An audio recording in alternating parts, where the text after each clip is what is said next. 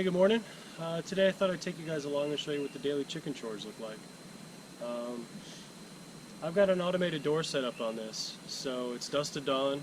First light, door opens up, chickens have their freedom, they can go out and hit their feeders and their waterers.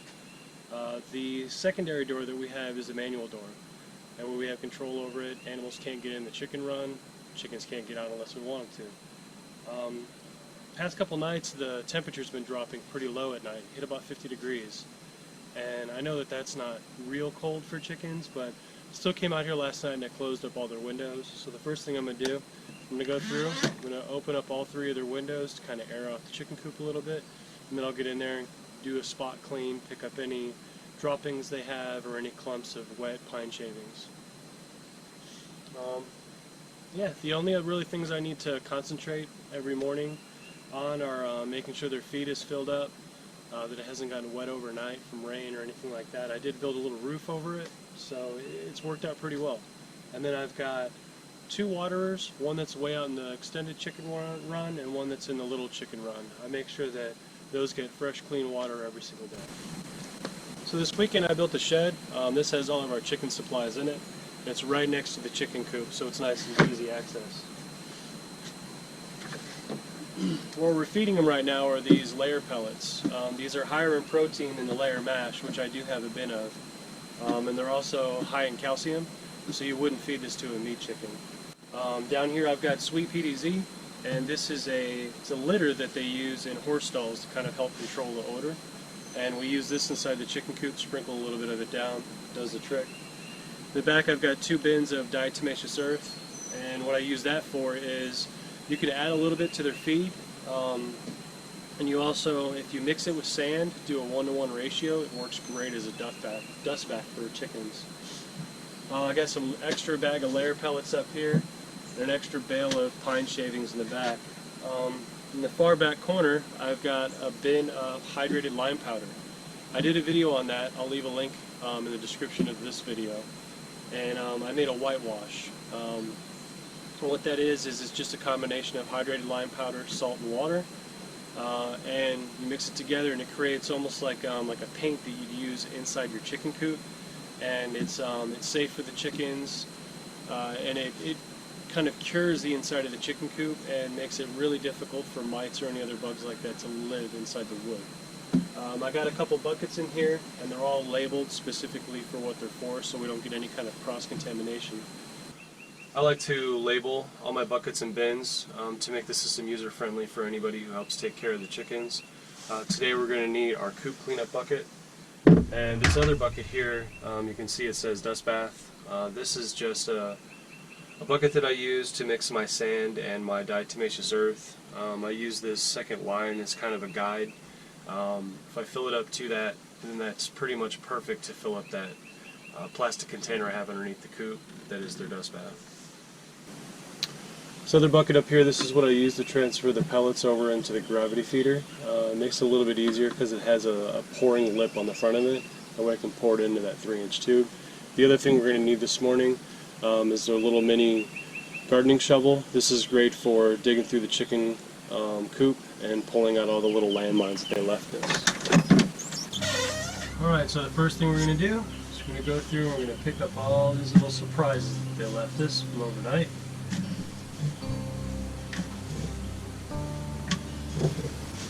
In the summertime you don't want your shavings that thick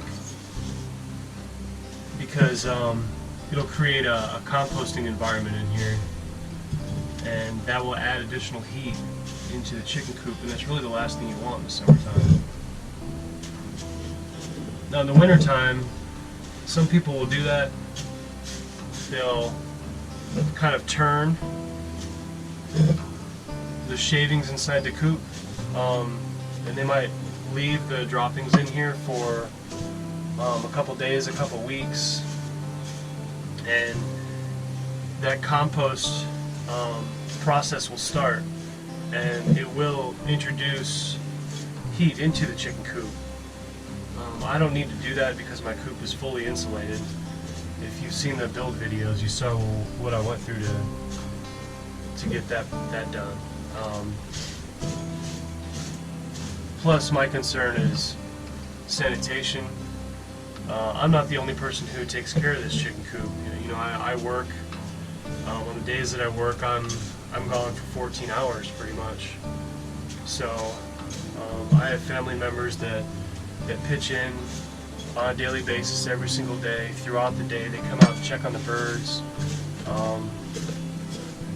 You know, and they do this process here, which, you know, for a lot of people, this is the least fun process of owning chickens, is going through and doing the cleanup. But everybody pitches in, everybody helps. So I think that it's important to try to keep this as clean as possible. So when we're interacting with the coop, you know, it's a sanitary issue for us as well. After you've gone through and you've picked up all the droppings in the big wet spots, you can go through and add a little bit more PVZ, which acts like a litter. It will help absorb some of that. But you also want to turn your shavings, which will help aerate them. It'll help break up any big clumps of shavings that are stuck together from being wet. And it will also reveal any little landmines that you may have missed.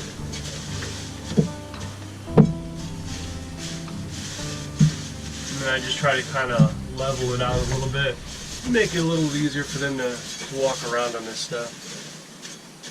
The next thing you want to do is you want to go through and check their food and water.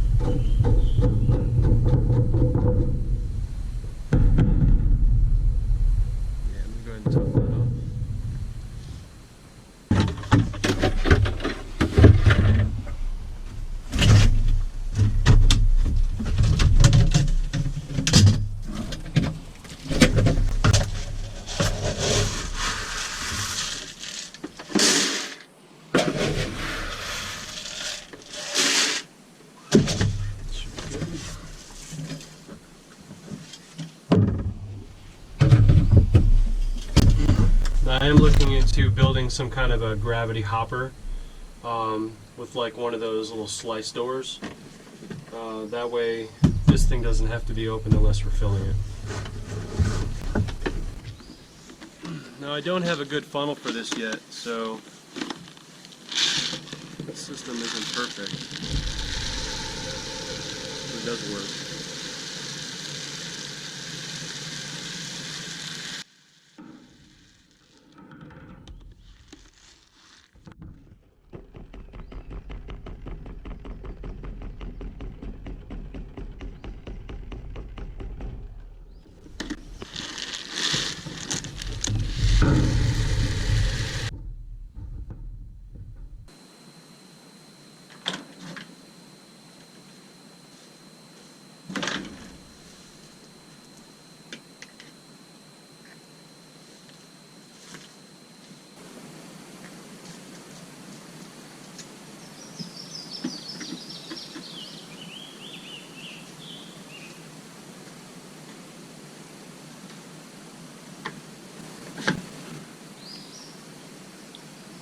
So that's pretty much it.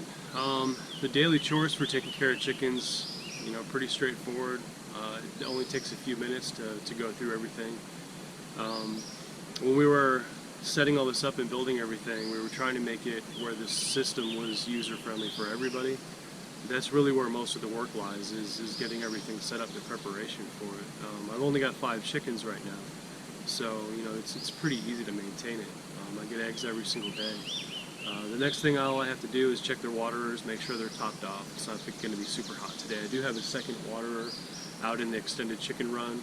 As we ramp into the hotter months, I wanted them to have access to water out there as well, since that's where they spend most of their day, scratching and looking for bugs and stuff. But yeah, you know, it's fun having chickens.